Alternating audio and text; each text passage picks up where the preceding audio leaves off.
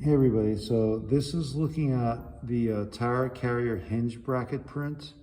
So here's the print, that's the auxiliary drawing, and here are the actual parts as cut out on the plasma cutter.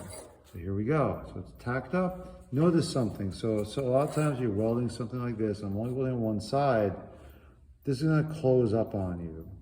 You've got these two welds expanding on this side, so it goes and it closes up. Have a problem. How am I gonna get this square again? Because this was way off square. So right here, I have a nut and a bolt and a small shim piece of metal, and I made a very small jack. You might say a machinist jack, but this is just a little bit simpler, and it's made just from what I had laying around here.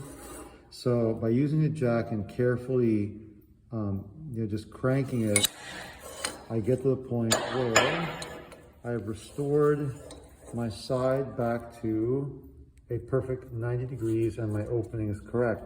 Now the challenge here is, if I go welding this again, this is gonna close up even more. So in order to remedy the situation, what I need to do is I need to weld back here first, which is gonna pull this open.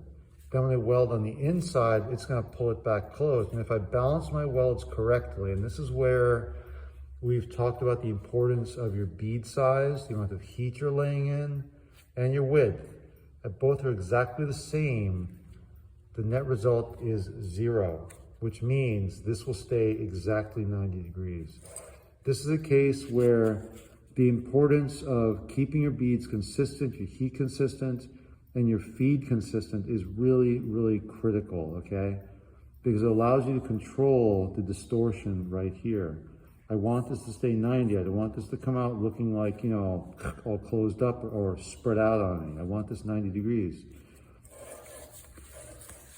I could tack weld a shim, a piece of metal material across here to prevent that, and I may do that. But if I do things correctly and I balance it right, I should be okay. Now, if you look at this joint construction over here,